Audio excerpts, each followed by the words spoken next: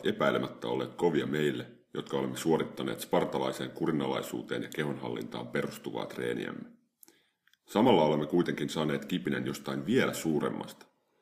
Haluamme katsoa taaksepäin vielä kauemmas historiaan, aikaan, jolloin maata peitti jää ja ihmiseltä vaadittiin enemmän määrätietoisuutta, fyysistä kuntoa ja halua selviytyä kuin koskaan ennen tai sen jälkeen. Tämä on jääkauden treeni. Minulla on rutkasti kokemusta jääkaudesta ja olen tutkinut luolamiehen fysiologiaa jo vuosia. Minun tietojeni perusteella on luotu DVD-kokoelma. On todella hyvä apu, jos ihminen haluaa kuntoilustaan jotain hyötyä.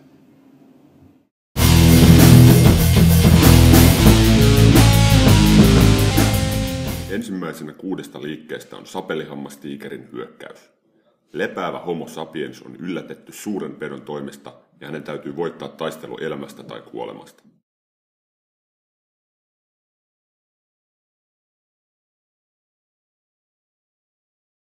Jokainen liike jatkuu minuutin, jonka jälkeen siirrytään seuraavaan liikkeeseen.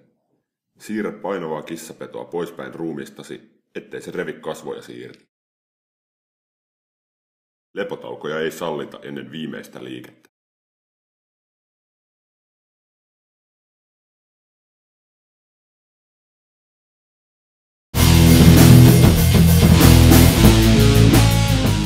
Seuraava liike on mammutin metsästys. Jääkauden miehen täytyy hankkia koko ajan ruokaa. Mammutin metsästäminen vaati valtavaa kestävyyttä ja kylmiä hermoja. Saarrettu mammutti keihästettiin kuoliaaksi, mutta eläimen valtavan koon takia tämä saattoi kestää todella kauan. Samalla on varottava, ettei joutunut tallatuksi.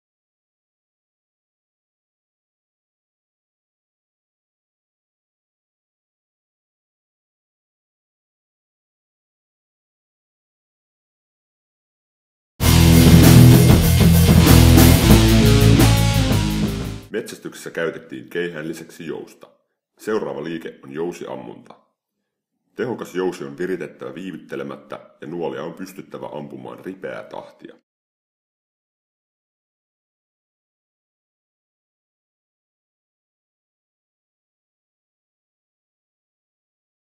Suuremmat eläimet, kuten karhut ja oravat, lähinnä ärsyyntyivät nuolien osumista. Niiden lopettamiseen oli käytettävä järeämpiä keinoja.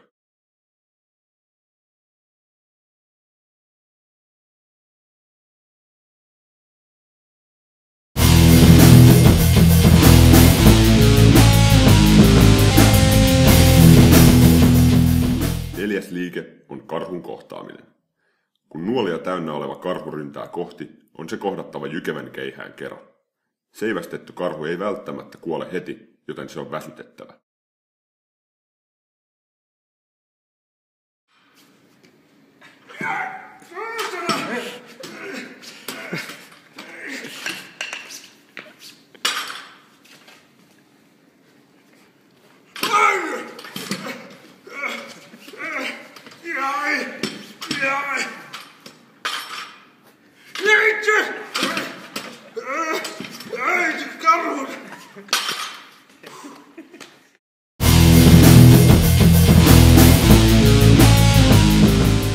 Viides liike on rekonstruktio miehen matkasta takaisin metsästysretkeltä.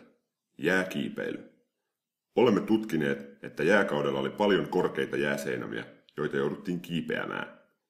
Liukas jää oli haasteellinen kiivettävä ja ote oli hankala pitää.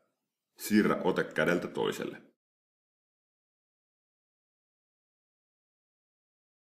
Viimeinen liike on miehen palattua metsästysretkeltä. Tutkimukset osoittavat, että jääkaudella puolison hankinta oli yhtä suoraviivaista kuin nykyään, mutta hieman vaivalloisempaa.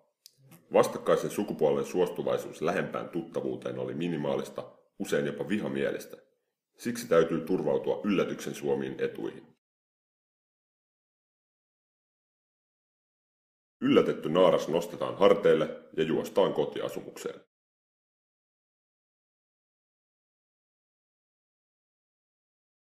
Viimeinen liike jatkuu minuutin, kuten aiemmatkin liikkeet, jonka jälkeen levätään minuutti kotiluolassa uuden puolison kera. Koko kierto suoritetaan 3 kertaan, jonka jälkeen ollaan saatu käsitys siitä, millainen oli jääkauden ihmisen normaali päivärytmi. Mutta saadaksemme täyden hyödyn treenistä, sitä täytyy tukea sopivalla ruokavaliolla. Olemme tutkineet luolamiesten liikuntatottumuksia jo vuosia. Nykyään paleodietit ja muut ovat muodissa. Ja nämä sopivatkin todella hyvin yhteen paleopodauksen tueksi. DVD-kokoelma nivoo yhteen vuosien työn tuloksen todella tarkasti. Näitä harjoittelu- ja ruokaohjeita noudattamalla voit saavuttaa elämäsi kunnon. Aamiaisella nautitaan pihvi ja mieluiten tuoreita mustikoita. Juomaksi pakurinkääpäteetä. Lounaaksi nautitaan 2 pihviä ja puolukka survosta, sokeritonta. Juomaksi pakurinkääpä koivunmahla shake. Illalliseksi nautitaan pihvi ja hilla survosta. Juomaksi pakurinkääpäteetä.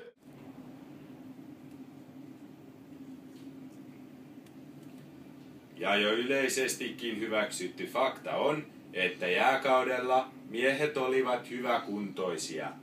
Miehet joutuivat taistelemaan mammutteja ja dinosauruksia vastaan, jolloin lihakset kehittyivät hyvin.